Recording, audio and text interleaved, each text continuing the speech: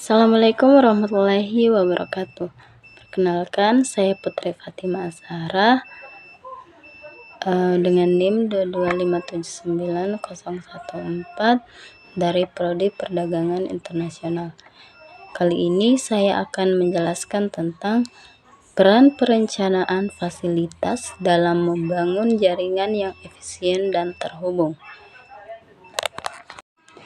Sebelum kita membahas perannya, terlebih dahulu kita harus mengetahui apa itu pengertian perencanaan fasilitas. Nah, perencanaan fasilitas adalah upaya terstruktur untuk memastikan bahwa lokasi, tata letak, kapasitas, dan fungsi fasilitas perusahaan dirancang dan dioperasikan secara efisien guna mendukung tujuan dan strategi organisasi.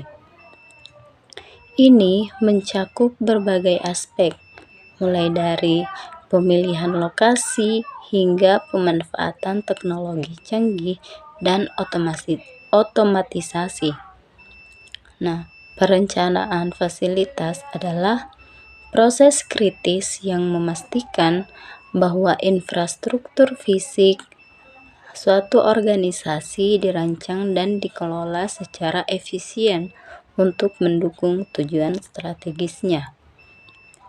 Dengan perencanaan yang tepat, perusahaan dapat meningkatkan efisiensi operasional, mengurangi biaya, dan memberikan layanan yang lebih baik kepada pelanggan.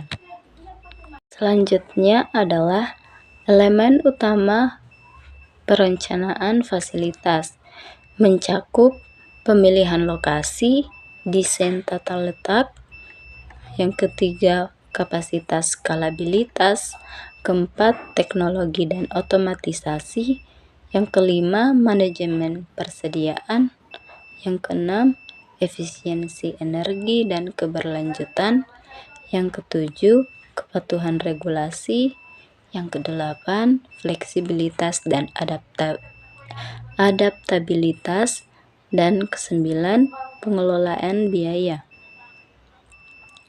Nah, pemilihan lokasi itu sendiri yaitu berarti menentukan lokasi geografis yang optimal untuk fasilitas berdasarkan faktor seperti kedekatan dengan pasar, sumber daya, tenaga kerja, dan infrastruktur transportasi. Desain tata letak yaitu merancang tata letak internal fasilitas untuk mengoptimalkan alur kerja, meminimalkan waktu dan biaya operasional, serta meningkatkan produktivitas. Yang ketiga yaitu kapasitas dan skalabilitas, yaitu menentukan kapasitas fasilitas untuk memenuhi kebutuhan saat ini dan masa depan, serta kemampuan untuk mengakomodasi pertumbuhan bisnis atau perubahan dalam permintaan. Yang keempat yaitu teknologi dan otomatisasi, yaitu mencakup integrasi teknologi dan sistem otomatisasi untuk meningkatkan efisiensi, akurasi, dan produktivitas operasional. Yang kelima yaitu manajemen persediaan, yaitu mengelola inventaris secara efektif untuk memastikan ketersediaan bahan baku dan produk jadi sesuai dengan permintaan tanpa kelebihan atau kekurangan stok. Yang keenam yaitu efisiensi energi dan keberlanjutan, yaitu merancang fasilitas dengan memperhatikan efisiensi energi dan praktik ramah lingkungan untuk mengurangi biaya operasional dan dampak lingkungan. Yang ketujuh yaitu kepatuhan regulasi, yaitu memastikan bahwa desain dan operasi fasilitas memenuhi semua peraturan dan standar yang berlaku, termasuk kesehatan dan keselamatan kerja. Yang kedelapan yaitu fleksibilitas dan adaptabilitas, yaitu merancang fasilitas yang dapat beradaptasi dengan perubahan dalam teknologi, produk, atau proses bisnis untuk memastikan keberlanjutan jangka panjang. Nah, yang terakhir yaitu pengelolaan biaya. Mengelola biaya pembangunan dan operasional fasilitas untuk memastikan bahwa investasi yang dilakukan menghasilkan nilai maksimal bagi perusahaan. Selanjutnya yaitu tujuan perencanaan fasilitas. Tujuannya yaitu meningkatkan efisiensi, mendukung pertumbuhan, dan memastikan keberlanjutan serta meningkatkan layanan pelanggan dan meminimalkan risiko. Nah, di sini tujuan perencanaan fasilitas yaitu meningkatkan efisiensi. Maksudnya yaitu mengoptimalkan alur kerja dan proses operasional untuk meningkatkan produktivitas dan mengurangi biaya, serta mendukung pertumbuhan yaitu dengan menyediakan infrastruktur yang memadai untuk mendukung ekspansi bisnis dan perubahan permintaan.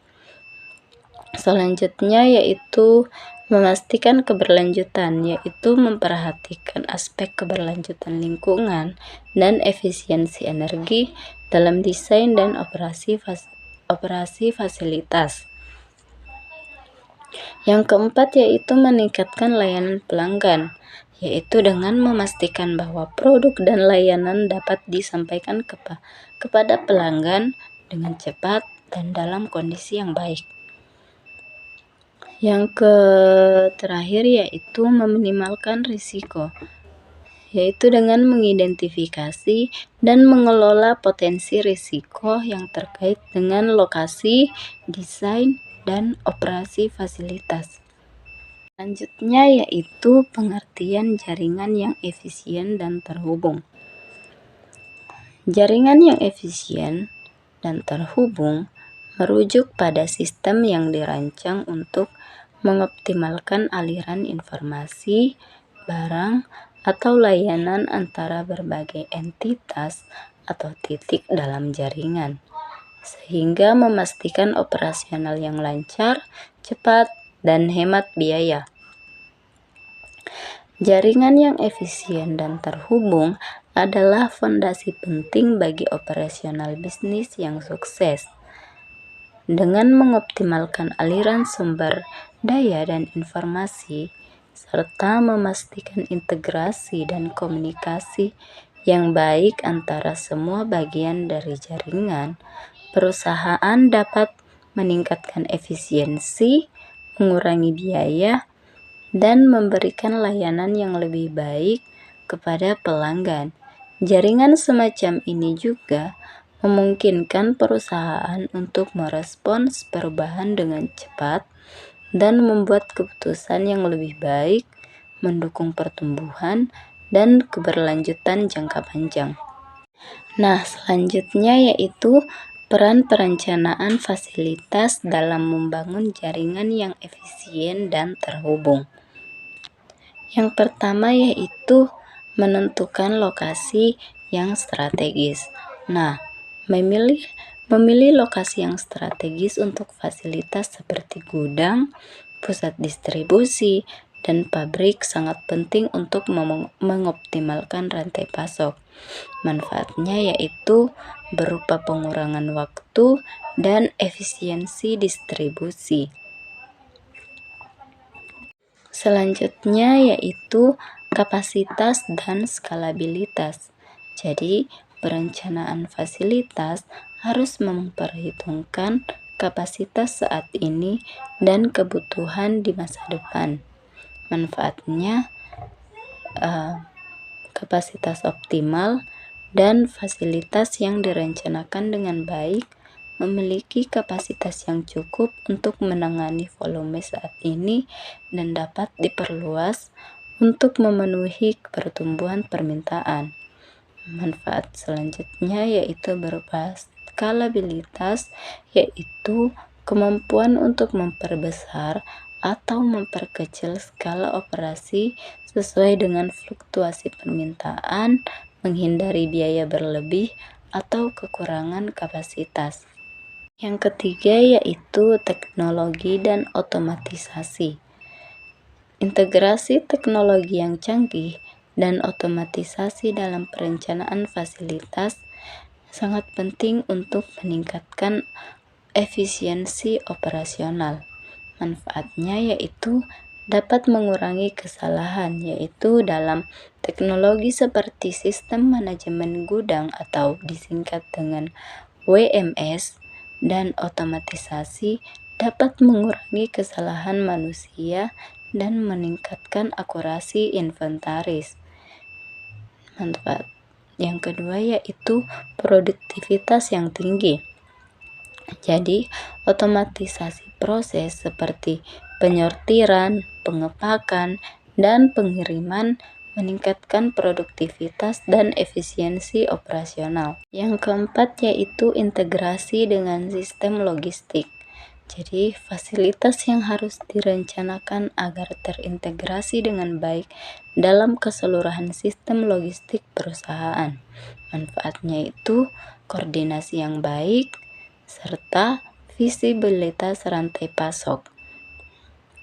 Yaitu integrasi yang baik memungkinkan koordinasi yang lebih lancar antara berbagai bagian rantai pasok dari pemasok hingga pelanggan akhir, serta visibilitas rantai pasok, yaitu memberikan visibilitas secara real time ke status persediaan, pengiriman, dan operasional yang penting untuk pengambilan keputusan yang cepat dan tepat. Peran yang kelima yaitu peningkatan layanan pelanggan. Jadi, fasilitas yang direncanakan dengan baik dapat mendukung peningkatan layanan pelanggan. Manfaatnya apa saja? Yaitu kecepatan respon, berupa meningkatkan kecepatan dalam memenuhi pesanan dan mengatasi keluhan pelanggan. Yang kedua yaitu kualitas layanan, yaitu menyediakan layanan yang konsisten dan dapat diandalkan, dan meningkatkan kepuasan dan loyalitas pelanggan. Dari penjelasan di atas, kita dapat menarik kesimpulan bahwa perencanaan fasilitas yang efektif adalah fondasi dari jaringan logistik yang efisien dan terhubung. Dengan mempertimbangkan faktor-faktor seperti lokasi, kapasitas, teknologi, integrasi sistem, keberlanjutan, fleksibilitas, biaya, kepatuhan, dan layanan pelanggan, perusahaan dapat membantu jaringan yang mendukung operasi logistik yang lancar dan efisien. Hal ini tidak hanya meningkatkan efisiensi operasional, tetapi juga mendukung strategi pemasaran dan pertumbuhan bisnis secara keseluruhan. Nah, saya kira itu saja. Sekian dari saya. Wabillahi taufiq wal hidayah. Wassalamualaikum warahmatullahi wabarakatuh. Terima kasih.